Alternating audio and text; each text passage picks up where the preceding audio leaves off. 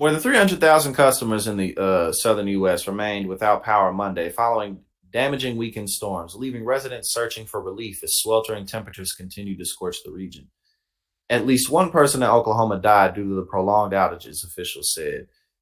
The bulk of outages were in Oklahoma, where a heavy storm Saturday night carried winds as strong as 80 miles per hour around Tulsa. According to the National Weather Service, about 165,000 customers around the city still had no power Monday as crews scrambled to repair more than 700 broken poles, down wires. Well, we got to get Republicans out of office, man. God, we got to get these people out of office. And they're always complaining about how expensive everything is and how much everything costs. But how expensive is this? How expensive is it going to be to repair the infrastructure, to repair the damages that didn't necessarily need to be there? Think about how much less damaging Hurricane Katrina would have been if they would have repaired the levees years in advance.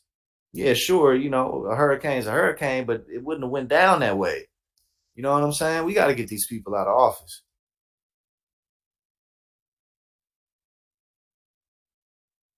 Power providers warned that some outages may not be fixed until the end of the week, and Bynum urged residents to keep in mind family and neighbors who are relying on electronic medical equipment. Please check on them, he said. In all, Oklahoma, Texas, and Louisiana had more than 300,000 customers without electricity as of Monday afternoon. And isn't it crazy, like um, immediate you realize how much you depend on electricity whenever the power goes out? Like immediately you just realize, like, oh my God, electricity runs my life. Like literally. When there's no power, you're like literally in a different world. Like you have to exist in a different way. You can't distract yourself in the same type of mindless fashion. Yeah, man. Okay, so they're saying in Louisiana, officials closed nearly 24 state offices Monday because of the risk of severe weather. On top of the outages, a heat wave continued bringing dangerous triple-digit temperatures to Texas, and some parts of the state were under excessive heat warnings that were set to continue through at least Wednesday. It's been unbearable, Leigh Johnson, a resident of Mount Vernon, Texas, told Dallas television station KXAS. She had not had power for about 3 days. Ooh, man.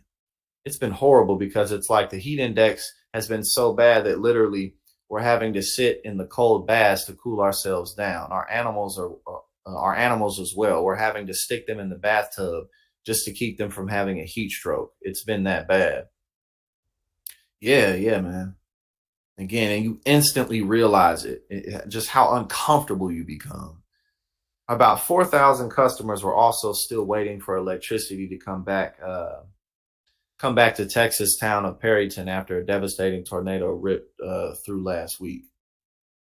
Power outages also extended to Mississippi, where some people had trouble obtaining medication after power forced pharmacies and grocery stores to close. Ooh. As crews were working to restore power in Mississippi, multiple tornadoes swept through the state overnight into Monday, killing one and injuring nearly 2 dozen. Listen,